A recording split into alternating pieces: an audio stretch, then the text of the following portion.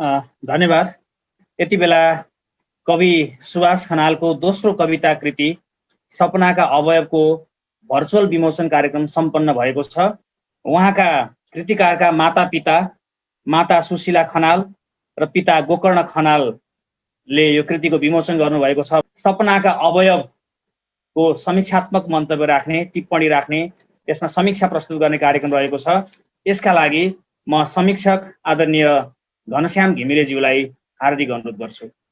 मैले कवि सुभाष खनालका कविताहरूलाई विशेष गरी 3 तहमा हेर्ने चाहिँ योजना सहित मैले चाहिँ कविताहरू पढेको थिएँ, हेरेको थिएँ। विशेष गरी विषयवस्तु छनौटको दृष्टिकोणले विचार निर्माणको क्रममा सुभाष खनाल कुन यात्रा गर्दै हुँदो रहेछ भनेर चाहिँ विचार निर्माणको पहिचान गर्ने किसिमले र उहाँको शैली निर्माणको कुराहरू, शैलीको दृष्टिकोण, विचारको दृष्टिकोण र विषयवस्तुको छनौट, यो 3टा कुराका आधारमा कविताहरूलाई थोरै पहिचान गर्ने, हेर्ने कोसिस गरेको थिएँ र त्यसै अनुसार म अलिकति समय लिने अनुमति चाहन्छु। विषयवस्तु सुभाष खनाल हामीलाई सामान्य लाग्ने खालका विषयवस्तुहरूलाई गहिरोसँग सुमसुमाउन सक्ने सामर्थ्य भएका कवि हुन्। त्यो मैले अगाडिको चरणमा पनि भनेको थिएँ। हामी हिँड्दै गर्दाखेरि ठेस लाग्छ, सुमसुमाउँछौँ, सके ढुङ्गालाई चाहिँ गाली गर्छौँ र आफ्नो बाटो लाग्छौँ। तर सुभाष खनाल यात्रामा ठेस लाग्यो भने ढुङ्गालाई गाली मात्र गर्दैनन्, त्यो ढुङ्गाभित्र पनि सुन्दर सिर्जना देख्छन्, सिर्जनाको बिउ देख्छन् र त्यसैलाई चाहिँ मलजल गर्दै गर्दै कविता निर्माण गर्छन्। त्यसकारण समाज यात्राको क्रममा, जीवन यात्राको क्रममा, समाजमा भोगाइका क्रममा, विभिन्न आरोह अवरोहका क्रममा हामीलाई सामान्य लाग्ने घटना सन्दर्भहरूलाई नै टपक्क टिपेर सुन्दर कविता बनाउन सक्ने सामर्थ्य भएका शिल्पी हुन् सुभाष खनाल र त्यसको झल्को हामी यो सपनाको अवयव कविता सङ्ग्रहभित्रका कविताहरू पनि पाउन सक्छौँ। एउटा कुरा। दोस्रो कुरा, मलाई कहिलेकाहीँ के लाग्छ भने हाम्रा राजनीतिक कर्मीहरू, नेताहरू नभइदिएका भए, प्रशासकहरू भ्रष्ट नभइदिएका भए, नेताहरूले झुटको खेती नगरिदिएका भए, पद लोलुप नभइदिएका भए हामी कविहरूले कविता के लेख्ने होला? कविता लेख्ने विषयवस्तु नै रहँदैन थियो होला जस्तो लाग्छ मलाई। किनभने त्यो कुराको छनक सुभाष खनालका कविताहरू पढ्दै जाँदाखेरि हामीले जसलाई विश्वास गर्यौँ, जुन व्यवस्थाप्रति विश्वास रह्यो जनताको, जुन नेतृत्वप्रति विश्वास र उनीहरूले नै एक पटक होइन, 2 पटक होइन, श्रृङ्खलाबद्ध रूपमा चाहिँ घात प्रतिघात र चाहिँ जनताहरूप्रति अविश्वासको पहिरो खाइरहेको बेलामा र त्यसैको एक किसिमको छटपट्टि पीडा को बोझ चाहिँ उहाँका कविताहरूमा भेटिएको छ। त्यस अर्थमा पनि हामीले सामान्य ठानेका विषय सन्दर्भहरू उहाँले चाहिँ कविताको विषय बनाउनु भएको छ। त्यसकारण अधिकांश कविता भनेको समसामयिक विषय सन्दर्भहरू, समसामयिक समस्याहरू, त्यो सामाजिक, राजनीतिक, सांस्कृतिक, आर्थिक विभिन्न क्षेत्रमा देखिएका समस्याहरूलाई नै उहाँले विषयवस्तु क्रममा छनौट गर्नु भएको छ। र उहाँको विशेष क्षेत्र भएको कारणले पनि केही कविताहरू दार्शनिक र अलिक तार्किक विषयवस्तुसँग पनि सम्बन्धित छन् भन्ने मलाई लाग्छ। अब विचारको दृष्टिकोणले कुरा गर्ने हो भने सुभाष खनालले लगभग एक किसिमको उहाँको कवितालाई पारख गर्ने र पहिचान गर्ने एक किसिमको विचार, आफ्नै विचार निर्माण गर्ने बाटोमा उहाँ अग्रसर हुनुभयो भन्ने किसिमको, उहाँले बाटो त बनाइसक्नु भयो भएन फरक किसिमले बहस गरौँ, तर गोरेटो बनाउने क्रममा चाहिँ अगाडि बढ्नुभयो भन्ने किसिमले चाहिँ भन्न सक्ने अवस्था रह्यो। अब हामीलाई सुभाष खनालका विचारहरू मन पर्नु नपर्नु मेरो समस्या हो, त्यो सुभाष खनालको समस्या होइन, उहाँको कविताको समस्या होइन। उहाँका विचारप्रति म तर्क गर्न सक्ने भएँ, म वितर्क गर्न सक्ने भएँ, तर उहाँले जे कुरा सोच्नुहुन्छ, जे कुरा ठान्नुहुन्छ, जे कुरा उहाँले चाहिँ उहाँको अध्ययन, उहाँको अनुभवको आधारमा जे बुझाइलाई चाहिँ उहाँले चाहिँ बुझाइ बनाउनु भएको छ, त्यसलाई उहाँले विचारको रूपमा चाहिँ कवितामा प्रस्तुत गर्नु भएको छ। र एक किसिमले चाहिँ उहाँको अघिल्लो कविताहरू, अघिल्लो सङ्ग्रह कविताहरू र पछिल्लो कविता सङ्ग्रह हेर्दाखेरि चाहिँ उहाँले एक किसिमको सुधारोन्मुख चेतना, समाज सुधारको चेतना, अब ठुल्ठुलो क्रान्तिको कुराहरू गर्ने, पुरा क्रान्तिका गर्ने, पुरा चाहिँ ठुला विद्रोहका गर्ने, तर काम चाहिँ केही पनि नगर्ने प्रवृत्तिप्रति तीव्र असन्तुष्टि नहुँदै बरु कुरा पनि सानो गरौँ, काम पनि सानो गरौँ, त्यही साना कामहरूले नै समाज रूपान्तरणको ठुलो भर्याङ चढौँ भन्ने किसिमको विचार उहाँका कविताहरूमा भेटिन थालेका छन्। र त्यो विचार चाहिँ उहाँले आफ्नो त्यो विचारको पकड बनाउनु भएको छ भन्ने लाग्छ। त्यसकारण उहाँ यो समाजमा देब्रेतिरको वा दाहिनेतिरको भन्दा पनि समाज सुधारतिरको यो चेतना सुधारको कुराहरू, जीवनशैली सुधारको कुराहरूमा चाहिँ उहाँका कविताहरूले वैचारिक पृष्ठपोषणको काम गरेछन् र त्यो तहका वैचारिक चेतना चाहिँ उहाँका कविताहरूमा भेट्न थालेका छन् र त्यो कुरा कतिलाई मन पर्न सक्छ, कतिलाई मन पराउन नसक्छ। त्यो सुभाष खनाल र उहाँका कविताको समस्या भएनन्, अब त्यो चाहिँ आफ्नो हाम्रो समस्या भयो भन्ने लाग्छ मलाई।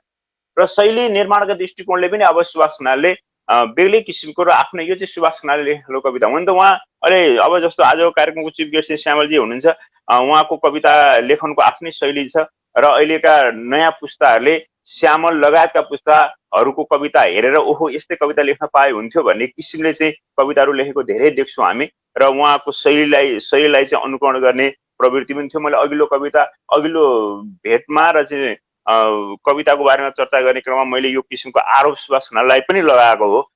तपाईँले आफ्नो शैली निर्माण गर्ने क्रममा कतै समकालीन अग्रज पुस्ताहरूको कविताहरू नै ठ्याक्कै कपी पेस्ट गरे जस्तो देखिएन, केही शब्दहरूमा तलमाथि गरे जस्तो लागेन भन्ने किसिमले भनेको थिएँ। अब त्यसमा चाहिँ थोरै सुधार गरेर उहाँले चाहिँ अब आफ्नै किसिमको शैली निर्माण गर्ने कामहरूमा पनि अग्रसर हुँदै हुँदै जानु भएको र चाहिँ यो चाहिँ ल सुभाष खनालले लेखेको अब जस्तो विशेष गरी हेटौँडा वा मकवानपुर क्षेत्रमा त यो त सुभाष दाइले लेख्ने खालको कविता हो नि भन्ने किसिमको पहिचान र छाप चाहिँ उहाँले बनाइसक्नु भएको छ। त्यो कविको चाहिँ सबैभन्दा महत्त्वपूर्ण सफलता हो त्यो शैली निर्माण गर्ने चरणमा अग्रसर हुनु। त्यस कारण यसरी विषयवस्तु सामान्य लाग्ने समसामयिक राजनीतिक सांस्कृतिक आर्थिक यी विभिन्न क्षेत्रमा देखिएका समस्याहरूलाई देख्दा लाग्ने सामान्य समस्या तर त्यसलाई गहन र चोटिलो ढङ्गले अभिव्यक्त गर्ने गरी विषयवस्तुहरूको छनौट गर्नु, विचारलाई चाहिँ समाज सुधार र चिन्तन सुधारको तहमा चाहिँ आफ्ना विचारहरू प्रस्तुत गर्नु र अनिखेर आफैले यो गद्य कविताको गद्य भाषा शैलीको प्रयोग गरेर सूत्रात्मक तार्किक र अनिखेर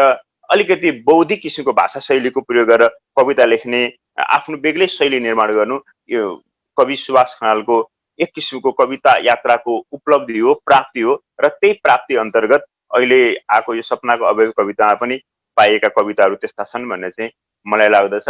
अब मलाई गद्य शैली मन नपर छन्द कविताहरू मन पर्थ्यो होला, मलाई चाहिँ अलिकति जटिल सूत्रात्मक र केही प्राविधिक शब्दहरूको प्रयोग नगरेर सरल सुकोमल र अलि लयात्मक वा छन्दका कविताहरू मलाई मन पर्थ्यो होला। त मलाई मन पर्नु र सुभाषले खनालले लेख्नु यो फरक कुरा हो, यसलाई फरक किसिमले विश्लेषण गर्नुपर्छ।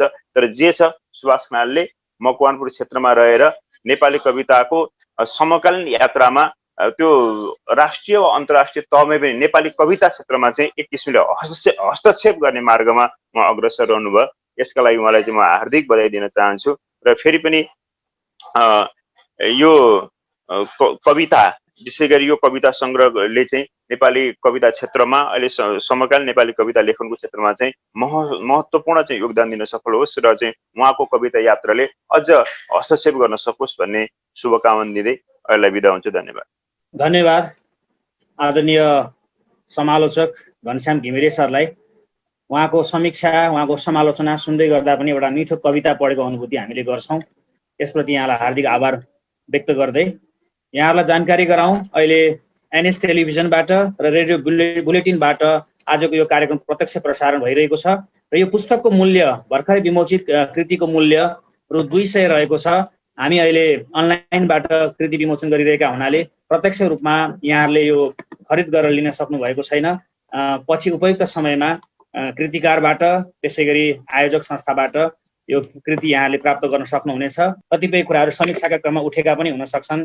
त्यसका लागि म आजका नायक सपनाका अवयव साथसाथै विचारको उल्टो कविता सङ्ग्रहका कवि सुभाष खनालजीलाई हार्दिक अनुरोध गर्छु। सर्जक सञ्जाल मकवानपुरको आयोजनामा मेरो आफ्नै दोस्रो कविता कृति सपनाका अवयव सार्वजनिक गर्ने जुन कडी बन्यो, यस निम्ति म सर्जक सञ्जाल मकवानपुरलाई सर्वप्रथम त धन्यवाद दिन चाहन्छु। आजको कार्यक्रमका सभाध्यक्ष आदरणीय सर्जक सञ्जाल मकवानपुरका अध्यक्ष निमेश निखिल सर, त्यसै गरी प्रमुख अतिथिको रूपमा उपस्थित हुनुभएका नेपाली कविताका एकजना मानक स्रष्टा आदरणीय कवि व्यक्तित्व श्यामल, त्यसै गरी विभिन्न साहित्यिक सङ्घ संस्थाहरूबाट अध्यक्षता गर्नुहुने व्यक्तित्वहरू, साहित्यिक सङ्घ संस्थाहरूका लिडिङ नेतृत्वदायी व्यक्तित्वहरू, देशभरबाट आउनुभएका सम्पूर्ण साहित्यिक व्यक्तित्वहरू, त्यसै गरी शिक्षक साथीहरू, विद्यार्थी भाइ बहिनीहरू, उपस्थित सम्पूर्णमा सर्वप्रथम अभिवादन व्यक्त गर्न चाहन्छु र यहाँहरू यो कार्यक्रम अवधिभर रहेर जुन खालको साथ र सहयोग प्रदान गर्नुभयो त्यस निम्ति विशेष धन्यवाद दिन चाहन्छु। वक्ताहरू, शुभकामना दिनुहुने व्यक्तित्वहरू सम्पूर्णलाई म हार्दिक धन्यवाद दिन चाहन्छु। कविता लेखन 2057 सालमा सुरु गरिसकेपछि निरन्तर कविता लेखनको यात्रामा छु। अझै पनि केही सिकिराखेको र यात्रा गरिराखेको छु। यस क्रममा विविध ढङ्गले यहाँहरू सम्पूर्ण जोडिनु भएको छ। यहाँहरूको साथ सहयोग, मार्गनिर्देशन, त्यसै गरी यहाँहरूबाट प्राप्त गर्ने प्रेरणाबाट नै दोस्रो कृतिसम्म आइपुगेको हुँ भन्न चाहन्छु। मलाई कविताको महत्त्व थाहा नहुँदै कविता लेखनमा प्रविष्टि गराउनु हुने यतिखेर रमेश मोहन सर, उद्धव सर, जनार्दन सरहरूलाई पनि मैले आत्मादेखि सम्मानका दृष्टिकोणले सम्झिराखेको छु। त्यसै गरी सुरुवाती टाइममा कविता लेखनमा अलिकति बुवाका डायरीहरू पढेर चोरेर कविता लेख्न थालेँ। त्यस हिसाबले मेरो एउटा प्रेरणाको स्रोत बुवा पनि हुनुहुन्छ। बुवालाई पनि सम्झिन चाहन्छु। त्यसपछि लेखनको यो कडीमा सामाजिक विषयवस्तुहरू नै मेरो लेखनका मूल विषय बन्ने गर्दछन्। समाजसँगै जोडिनलाई इच्छा लागिरहन्छ र ती समाजका परिवेशहरू नै कहीँ न कतै लेखनको विषय बन्छ। आँखालाई अलिक रेडिमेड नराखौँ भन्ने लाग्छ। रेडिमेड तरिकाले जुन बुझ्ने, समाजलाई बुझ्ने तरिका छ त्यसो नहोस् भन्ने कहीँ न कतै मनमा लाग्छ र त्यही कुराले झकझक्याएर कविता लेख्ने गर्छु। म कविता यात्रामा छु। यो एउटा सामान्य सुरुवात मात्रै हो भन्न चाहन्छु। कविता यात्रामा धेरै टाढा पुगिसक्नुभएका श्यामल दाईहरू, निमेश सरहरू लगायत अन्य व्यक्तित्वहरूबाट मैले सिक्नु छ। अझै पनि धेरै कुराहरू सिक्नु छ। कविता यात्रामा एक खालको अभ्यासी हुँ भन्ने पनि धारणा राख्न चाहन्छु। जति व्यक्तित्वहरू आज उपस्थित भइदिनु भयो, सुरुमा त कार्यक्रम आयोजक संस्था सर्जक सञ्जाल मकवानपुरलाई म विशेष धन्यवाद दिन चाहन्छु। प्रमुख अतिथिको रूपमा उपस्थित आदरणीय कवि श्यामललाई म धन्यवाद दिन चाहन्छु र आजको कार्यक्रम निर्माणसम्म आइपुग्नलाई ब्याकग्राउन्डमा रहेर निकै सहयोगी भूमिका निर्वाह गर्ने, यसपछि पनि आज बेलुका 7 बजे केही साहित्यकार, केही कविहरूको भिडियो टिप्पणी पनि प्रसारण हुनेछ। त्यसको लागि पनि कहीँ न कतै सहयोग गर्ने, पछाडि बसेर मलाई प्रेरित गरिराख्ने प्रिय भाइ महेन्द्र ओझालाई पनि यतिखेर सम्झिन चाहन्छु र यहाँहरूलाई पनि आज बेलुका 7 बजे प्रसारण हुने भिडियो टिप्पणीमा त्यसलाई हेरेर आफूलाई लागेका प्रतिक्रियाहरू राखिदिनु हुनका लागि हार्दिक आग्रह गर्दछु। त्यसै गरी प्रकाशक शाब्दिक बुक्स, जसले यो पुस्तकलाई एउटा शरीरका रूपमा बाहिर ल्याएको छ, त्यस निम्ति सो परिवारलाई पनि धन्यवाद दिन चाहन्छु। झरना साहित्यिक परिवार, जसको आँगनमा टेकेर, जसको माटोमा टेकेर म लेखन यात्रामा हिँडिराखेको छु। सुरुमा मेरो सुरुवाती आँगन त्यही हो, सुरुवाती भूमि त्यही हो, त्यसलाई सम्झिन चाहन्छु। श्यामप्रसाद शर्मा स्मृति प्रतिष्ठानसँग जोडिएर अगाडि बढिरहेको छु। त्यसपछि गजल मञ्च, प्रलेश, आँचल साहित्य कलापुञ्ज लगायत साहित्य सङ्घ मकवानपुर लगायत मकवानपुरमा रहेका भीमविराग सङ्गीत साहित्य कला प्रतिष्ठान, जति पनि साहित्यिक सङ्घ संस्थाहरू छन्, त्यहीँका ऊर्जाहरूले, त्यहीँका कार्यक्रमहरू धाउँदा धाउँदै कविता लेख्न सिकेका आधारमा पनि ती सम्पूर्ण संस्थाहरूलाई म सम्झिन चाहन्छु। यतिखेर कार्यक्रममा उपस्थित हुने, मलाई माया गर्ने आदरणीय शिक्षक साथीहरू, विद्यार्थी भाइ बहिनीहरू सम्पूर्णलाई धन्यवाद भन्छु। अब यो अलिक बढी खुसी भएको बेलामा नबोल्दा नै ठिक हुन्छ भने जस्तो पनि लाग्छ। त्यो खुसीले नै पुगेको छ आजको दिनमा। त्यस हिसाबले धेरै कुरा मलाई बोल्नु छैन। कविताको विषयमा बोल्नुपर्ने कुराहरू त कविता मार्फत पनि बोलेको छु, केही कुरा थोरै भन्नुमा पनि लेखेको छु। आदरणीय व्यक्तित्वहरू जो उपस्थित भएर कार्यक्रममा रहनुभयो, यो कार्यक्रमका हिसाबले पनि मलाई आफूलाई थप प्रोत्साहित गर्नुभयो, त्यस निम्ति यहाँहरूप्रति सम्पूर्णमा हार्दिक धन्यवाद व्यक्त गर्दै कविता सङ्ग्रहको विमोचनकै कार्यक्रम भएका नाताले म एउटा कविता पढ्छु। त्यसभन्दा अगाडि मलाई बिएससी अध्ययन ताकादेखि निरन्तर कविता लेखनमा लागिरहनु पर्छ, सुभाषमा इनर्जी छ भनेर त्यो खालको प्रेरणा दिनुहुने उदय सर पनि सँगै हुनुहुन्छ। उहाँले पनि केही कुरा बोल्नुभयो कविताहरूमाथि, उहाँलाई पनि यसबिचमा सम्झिन चाहन्छु म। अब म एउटा कविता पढ्छु। कविताको शीर्षक छ सहरले ढुङ्गा खान्छ। खान नपाएपछि के खान्छ सहरले, खान नपाएपछि के खान्छ सहरले, सहरले ढुङ्गा खान्छ। घरपछि घरपछि घर पलाएको छ जग्गामा, श्रमिकहरू होइन कमिसन चिन्नेहरूलाई बचाउने नियत पालेको छ। सद्भाव बिर्सेर मुटुमा सिउँडी रोपेको छ। ख्याल गरेर हेर्नुहोस् सक्कली अनुहारहरू कम र नकाबधारीहरू बढी भेटिन्छन् सडकमा।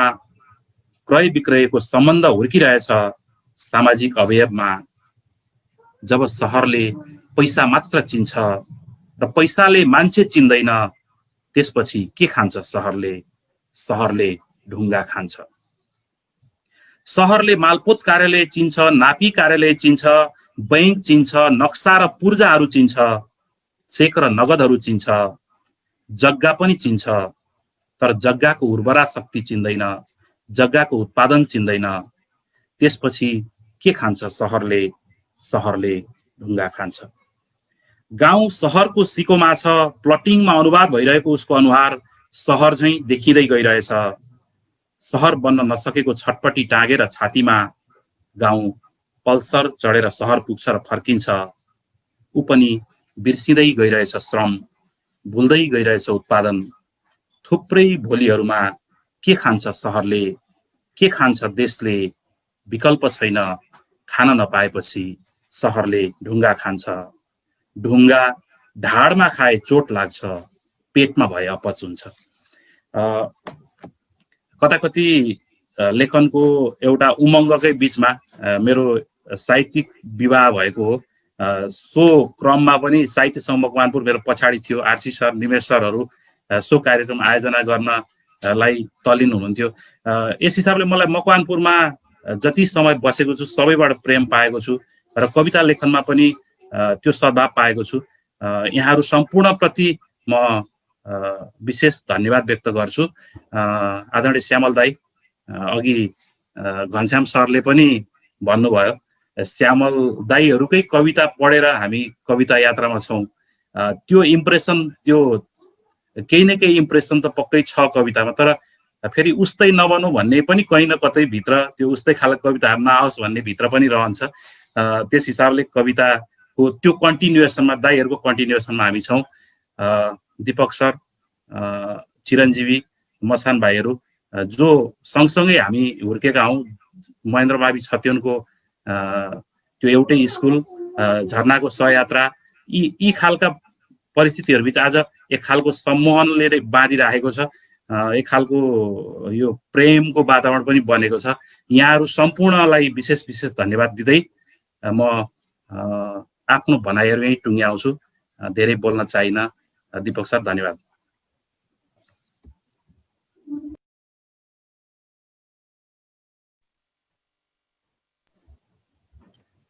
बिचमा मनुदाईले पनि भिडियो टिप्पणी राख्नु भएको छ। मनुदाईले हस्पिटलबाट समेत म हेरिराखेको छु यसको लाइभ भन्नुभएको छ। दाईप्रति धेरै कृतज्ञ छु। भिडियोमा टिप्पणी राखिदिनु हुने कविहरू, आदरणीय सम्पूर्ण कवि व्यक्तित्वहरूप्रति विशेष धन्यवाद दिन्छु। सम्पूर्णलाई धन्यवाद। नमस्कार। अबको क्रममा हामी महत्त्वपूर्ण क्षणमा र अन्तिम क्षणमा रहेका छौँ। यस क्रममा नेपाली कविता यात्राका, कविता साहित्यका सशक्त कवि, अग्रज कवि, वरिष्ठ कवि, आदरणीय साथसाथै आजको यो विमोचन कार्यक्रमका प्रमुख अतिथि, राष्ट्रिय समाचार समितिका अध्यक्ष पनि हुनुहुन्छ आदरणीय कवि श्यामल ज्यूलाई आफ्नो महत्त्वपूर्ण भनाइहरू राखिदिनु हुन म हार्दिक अनुरोध गर्छु। सुभाषजीलाई हार्दिक बधाई छ। सपनाका अवयवहरूको अगाडि एउटा उहाँले जुन विचारको उल्टो नदी ल्याउनु भएको थियो, त्यसमा पनि म संलग्न थिएँ। मलाई बडो खुसी लागेको छ। तपाईँहरू सबैलाई मैले बधाई दिइरहेको छु। मकवानपुर मेरो बडो प्रिय स्थल जस्तो लाग्छ। मेरा सबै श्रद्धेय मान्यजनहरू त्यहाँ हुनुहुन्छ। कविता एउटा लोकप्रिय विधा हो र सुभाष खनाल पनि हामीसँगै अहिले कवितामा अभ्यासरत हुनुहुन्छ। उमेरले हामी तलमाथि पर्यौँ होला। मैले 46 वर्ष अगाडिदेखि लेख्न छाप्न थाल्यौँ होला, उहाँले 20 वर्ष भयो होला। तर हामी सँगसँगै एउटै युगलाई, एउटै समयलाई हामी अभिव्यक्त गर्छौँ। उहाँ सामान्य कुरा गर्नुभयो, उहाँले म सामान्य कुराहरूमा लेख्छु, अरूले पनि भन्नुभयो सामान्य कुराहरूमा लेख्छ। त्यही सामान्यता भित्रको असामान्यता, त्यही नै वास्तवमा त्यो बोध गर्ने जुन कुरा हो त्यो नै कविताको विशेषता हो। हरेक सामान्य कुरालाई कविले असामान्य ढङ्गले अभिव्यक्त गर्छ। त्यो कुरालाई हामीले ख्याल गर्नुपर्छ। र सामान्य प्रतिक्रिया, समयप्रतिको सानो प्रतिक्रिया त्यो कहिल्यै पनि कविता हुन सक्दैन। कविता एउटा कविको पर्सेप्सन हो। यो भनेको पर्सेप्सन सारा मानिसहरूले गर्छन्, सारा एनिमलहरूले गर्छन्, तर क्रिएसन मानिसले गर्छ। मानिसमा पनि क्रिएसन त्यसले गर्छ जसमा गहिरो आत्मबोध हुन्छ र समयबोध हुन्छ र त्यसले रिक्रिएट गरेको चिज कला बन्न जान्छ। अघि लयको कुरा आयो। यो सुभाषजीका कविताहरूमा अन्तर्लय बडो बलियो ढङ्गले आएको छ। बाहिरी लयहरू साह्रै कम होला है। बाहिर जुन हामीले लय विधानभित्र हेर्छौँ त्यो कम होला, तर हामीले ध्वन्यात्मक ढङ्गले हेर्ने हो भने उहाँका कविताहरूमा भित्री लय बडो प्रष्ट ढङ्गले हामी महसुस गर्न सक्छौँ। हाम्रो आजका कार्यक्रमका सभापति अध्यक्ष निमेश निखिलजी स्वयं एकजना राम्रो समर्थ कवि हुनुहुन्छ र उहाँको सङ्गतले पनि कविताहरू बनाउन तपाईँहरूलाई मद्दत पुग्छ जस्तो मलाई लाग्दछ। मैले अघि यहाँलाई भने लय मात्र भयो भनेदेखि त्यो श्लोक त बन्ला तर कविता नबन्ला। लय मात्र भयो भने केही लयात्मक कविताहरू जस्तो आत्मसन्तोष त तपाईँलाई देला, तर त्यसले जुन ध्वनि दिनुपर्ने हो त्यो चाहिँ नदेला। त्यस कारणले जुन विषयहरू उहाँले छान्नु भएको छ, नयाँ विषयहरू छान्नु भएको छ र ती नयाँ सामान्य विषयहरूभित्र असामान्यता बोध गर्ने यो कला प्रविधिलाई जुन हामी कविता भन्छौँ त्यसको एउटा बलियो सम्भावना उहाँले बोकेर आउनु भएको छ। हामी सबै सम्भावना मात्रै हौँ, हामी पूर्ण कोही पनि होइनौँ। कविताले समयको इतिहास बताउँछ। हाम्रो समयलाई कसरी हामीले बुझ्छौँ, हाम्रो युगले, हाम्रो पुस्ताले कसरी बुझ्छ, ती कुराहरू नै बढी वास्तवमा हाम्रा कविताहरूमा, हाम्रा लेखहरूबाट, हाम्रा कथाहरूबाट, हाम्रा नाटकहरूबाट, हाम्रा चित्रकलाहरूबाट आउने हो। त्यस कारणले आजको चित्रकलाले, आजको कविताले, आजको कथाले र आजको नाटकले हामीलाई भविष्यको हाम्रो पुस्तालाई हाम्रो समय यस्तो थियो भन्ने बारेमा राम्रोसँग बताउनेछ र यसमा सुभाषजीले जति यो कविताहरूमा व्यक्त गर्नुभएको छ त्यसले हाम्रो समयलाई पछिल्लो पुस्तामा हस्तान्तरण गर्दछ भन्ने मलाई लाग्छ। दोस्रो कुरो चाहिँ के हो भने उहाँ एउटा फिजिक्सको टिचर हुनुहुन्छ। अहिले भर्खरै उहाँबाट एउटा कविता सुनियो जुन शीर्ष कविता पनि हो, शीर्ष कविताहरू मध्ये एउटा हो। त्यो कविता भनेको सहरले ढुङ्गा खाने। हामीले बुझ्दछौँ कि उहाँ कुन भङ्गिमाका साथ, कुन शिल्पका साथ उहाँले चाहिँ युगलाई हेर्नुहुन्छ, समयलाई हेर्नुहुन्छ, सहरलाई हेर्नुहुन्छ, गाउँलाई हेर्नुहुन्छ, अर्थतन्त्रलाई हेर्नुहुन्छ। यो सबै कुरा हामीले उहाँबाट बुझ्यौँ। यो सायद सम्भवतः उहाँको यो मास्टरपिस मध्ये एउटा कविता होला। कविता न गनगन हो न भनाभन हो, यो कुरा चाहिँ हामी कविहरूले बुझ्नुपर्छ। कविता त समयको दबावलाई भित्रदेखि नै महसुस गर्ने अनि त्यसलाई कलात्मक भाषामा व्यक्त गर्ने एउटा चाहिँ विधा हो। त्यसकारण त्यो विधा मात्र होइन, लोकप्रिय विधा पनि हो। हामी प्रेम पनि कवितामा गर्छौँ, हामी गाली पनि कवितामा गर्छौँ, हामी क्रान्ति पनि कवितामा गर्छौँ, हामी रुने पनि कवितामा गर्छौँ। त्यस कारणले कविता अत्यन्त लोकप्रिय विधा हो र यो लोकप्रियतालाई उहाँले समात्नु भएको छ। उहाँले अरू कुन विधामा लेख्नु भएको छ म त्यति जानकार छैन, तर विचारको उल्टो नदीदेखि मैले उहाँका कविताहरूलाई बडो अभिरुचिपूर्वक हेरिरहेको छु। उहाँ एकजना समर्थ कवि हुनुहुन्छ र आज यो दोस्रो जुन कविता सङ्ग्रह उहाँले ल्याउनु भएको छ, यसका निमित्त तपाईहरू सबैलाई, किनभने यो उहाँको एक्लो प्रयास होइन होला। रचना प्रक्रियामा म एउटा कविको हैसियतले भन्छु, म कहिले पनि एक्लो छैन। मसँग मेरो समाज छ, म समाजसँग निरन्तर संवाद गरिरहेको हुन्छु र त्यसैको प्रतिबिम्ब मेरा कविताहरूमा उपस्थित हुन्छ भन्ने म विश्वास गर्छु। त्यसै कारणले सुभाषजीलाई जुन यहाँहरूले बधाई दिनुभएको छ, मलाई लाग्छ यो बधाई धेरै ठुलो, यसको भारी धेरै गरुङ्गो छ र यसलाई सुभाषजीले कसरी भविष्यमा अगाडि लानुहुन्छ हामी शुभकामना दिउँ। तपाईलाई बधाई छ सुभाषजी, तपाईँको परिवारलाई, माता पिताजीलाई बधाई छ, तपाईँकी पत्नीजी स्वयं कवयित्री हुनुहुन्छ, उहाँलाई पनि बधाई छ। र यो बधाईको एउटा पात्र हुनुहुन्छ मेरा मित्रहरू, मेरा भाइहरू, समर्थ कविहरू, समर्थ समीक्षकहरू निमेश निखिल र उदय अधिकारी, उहाँहरू लगायत तपाईँ दिपकजीहरू, तपाईँहरू सबैलाई अघि मातृभूमि, झरना, यी साहित्य सङ्गम, जे जति संस्थाहरू छन्, यी संस्थाहरूबाट तपाईँ हुर्केको हुनाले, तिनको रगत, तिनको संवेदना तपाईँलाई थाहा भएको हुनाले ती सबैलाई मैले बधाई दिन्छु। तपाईँलाई फेरि फेरि पनि बधाई छ। आज मलाई यो भर्चुअल कार्यक्रमको, विमोचन कार्यक्रमको दोस्रो पटक भन्नुपर्छ। पहिलो पटक म चाहिँ उपस्थित थिएँ, त्यो बेला अतिथि मात्र थिएँ। प्रमुख अतिथि बनाइदिएर तपाईँले मलाई पनि भारी बगाउनु भएको छ। म अत्यन्त ऋणी छु तपाईँहरू सबैप्रति। मेरा कुरा सुनिदिनु भयो, तपाईँहरू सबैलाई बधाई दिँदै म तपाईँलाई बिदा हुन्छु। नमस्कार। धन्यवाद। मैले आदरणीय प्रमुख अतिथिज्यूलाई विशेष धन्यवाद, आभार व्यक्त गरेँ। अबको क्रममा हामी कार्यक्रमको अन्ततिर छौँ। कार्यक्रम सञ्चालन गर्ने क्रममा विविध त्रुटिहरू भएका हुन सक्छन्, त्यसप्रति म क्षमा याचना गर्दै आजको यो कार्यक्रम, आजको यो किताब विमोचन कार्यक्रम, कृति विमोचन कार्यक्रमको महत्त्वपूर्ण भनाइ राख्दै, सभाध्यक्ष तर्फबाट भनाइहरू राख्दै आजको यो कार्यक्रमलाई समापन गरिदिनु हुन म सर्जक सञ्जाल मकवानपुरका संयोजक साथसाथै साहित्य सङ्घ मकवानपुरका अध्यक्ष आदरणीय निमेश निखिलज्यूलाई अनुरोध गर्दै म सूत्रधार दीपक गौतम यहाँहरू माझबाट ओझेल पर्छु। धन्यवाद, नमस्कार। धन्यवाद दीपकजी।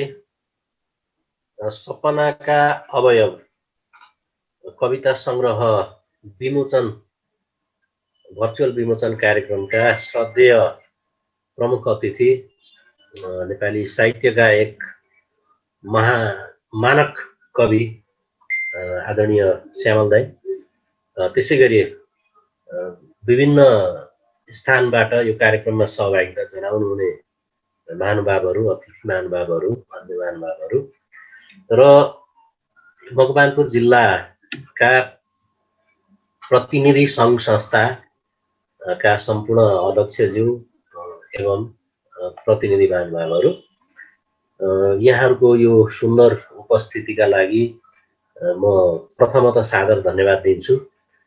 विजया दशमीको पूर्व सन्ध्यामा छौँ, तथापि समय प्रतिकूल छ।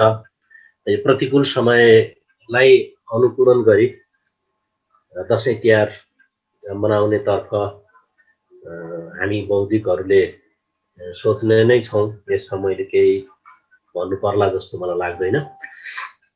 र सन्दर्भ छ सुभाष भाइको दोस्रो र पछिल्लो कविता सङ्ग्रहको। सुभाष खनाल भाइ र हामी आदरणीय श्यामल दाइले पनि भन्नुभयो अघि, हामी एउटै समयमा कविता लेखिरहेका छौँ र के लाग्छ भने सुभाष र म दुवै राम्रा कविता सिर्जना गर्ने प्रयत्न गरिरहेका छौँ र हामीले गर्नुपर्ने धेरै छ। त्यति गर्दा गर्दै पनि सुभाष भाइ यति बेला दोस्रो कविता सङ्ग्रहका साथ आउनुभएको छ। उहाँको यो दोस्रो सङ्ग्रहका कविको स्वरूपमा उहाँको उपस्थितिलाई म हार्दिक बधाई दिन्छु, स्वागत गर्छु।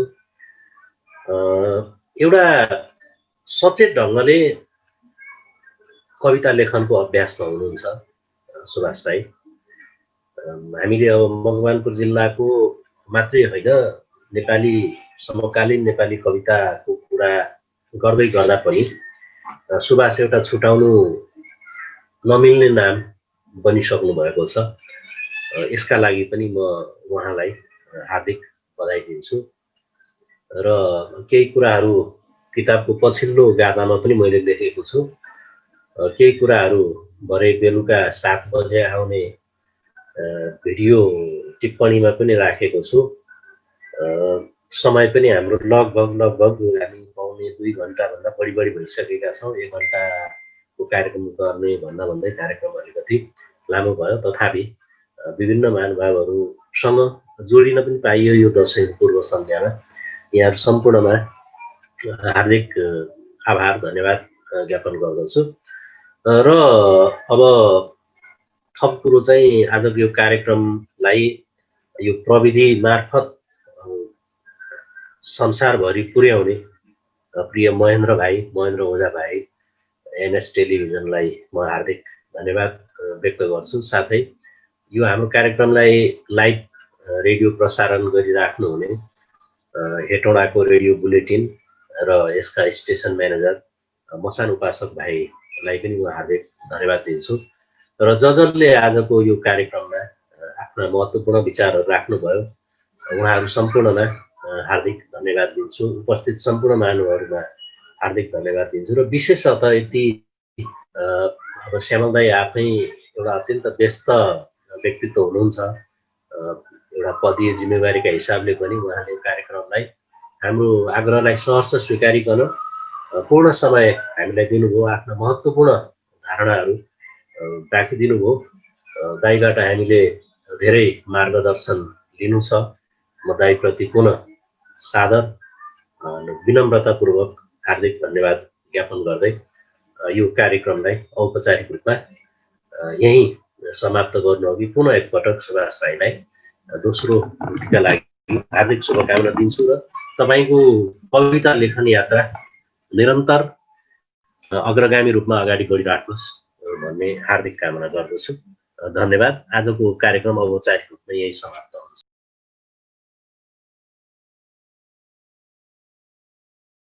सपनाका अभय सपनाका ससाना थुम्का टेकेर आइपुगेको हो यहाँसम्म।